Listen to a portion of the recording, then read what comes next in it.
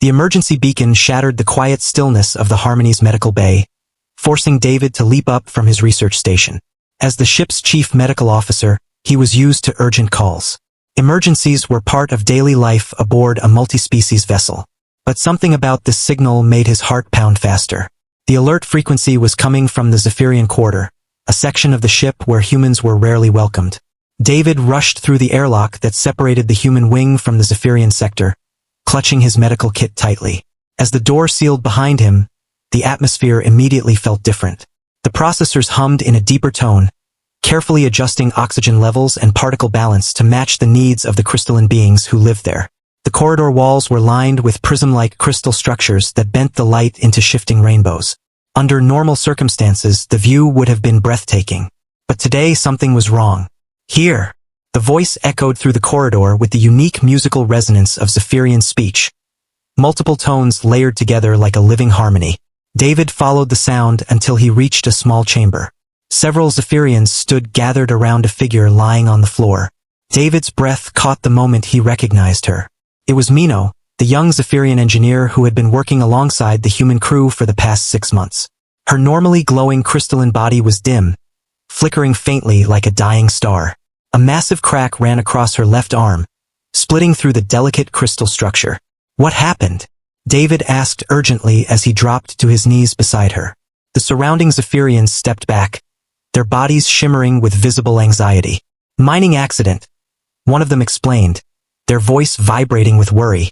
An excavation beam reflected off an unstable crystal formation. Mino pushed another worker away, but David examined the wound closely. Zaphiran biology was still largely mysterious to human medicine, but David had spent months studying it. Where humans had blood vessels, Zaphirians possessed intricate networks of light-conducting pathways that carried energy throughout their crystalline bodies. The fracture in Mino's arm had severed several of those conduits. Without them, her entire system was destabilizing. "I need to realign the crystal matrix," David murmured as he studied the damage. "But the procedure requires direct contact with her core pathways." The chamber fell silent. Mino's breathing echoed softly through the room, sounding like fragile wind chimes. Among Zaphirians, touching someone's core pathways was deeply sacred. It was an intimate act reserved only for family members or bonded partners. For an alien to do it was unheard of. Mino slowly opened her eyes. Inside them swirled galaxies of color, but the light had grown faint. "David," she whispered weakly, "I can feel the light fading." "I can help you," he said gently, "but I'll need to access your neural pathways directly. It's the only way to guide the healing process." She looked at him for a moment. Then she nodded. "I trust you." The surrounding Zaphirians exchanged uneasy glances. Their bodies pulsed with uncertainty. Finally, the elder among them stepped forward.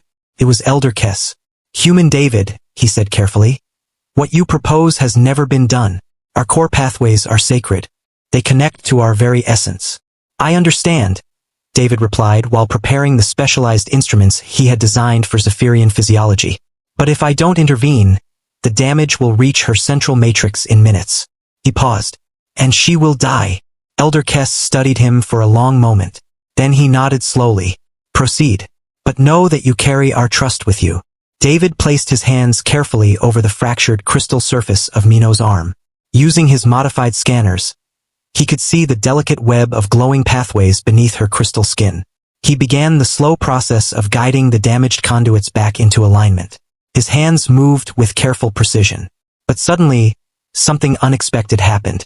As he worked, David began to feel Mino's pain. Not just understand it, but feel it.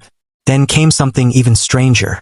Memories, emotions, fragments of her thoughts flowed into his mind. He saw glimpses of her childhood among the crystal towers of Zephyros Prime.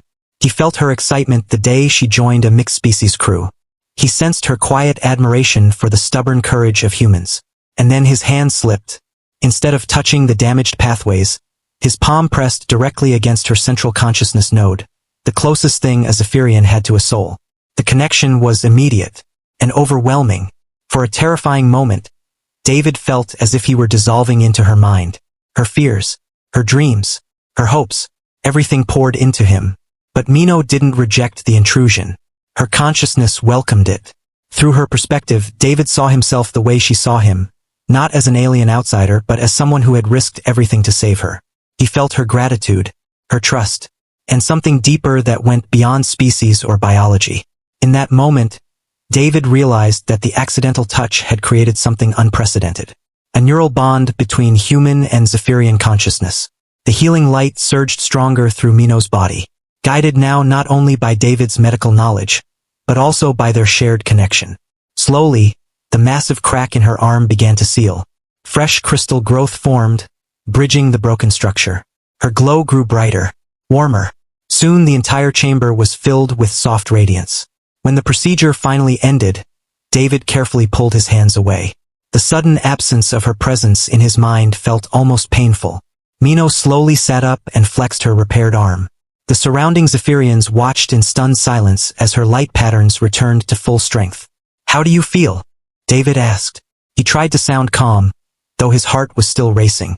Mino looked at him with new understanding swirling in her luminous eyes. "Different," she said quietly. "But whole."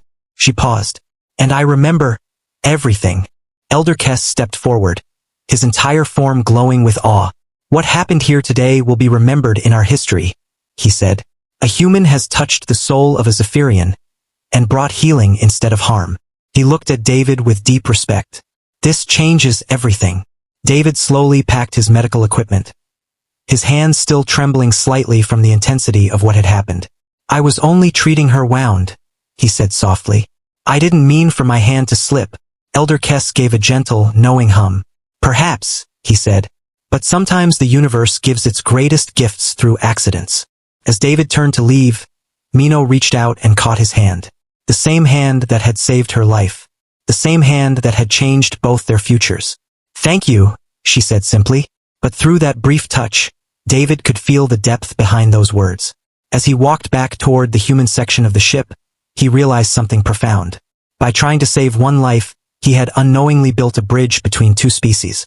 His accidental touch had proven that trust, compassion, and healing could cross even the boundaries between worlds. Sometimes the greatest discoveries aren't made through perfect planning. Sometimes they happen in the simple moment when someone reaches out to help, even when their hand slips into unknown territory.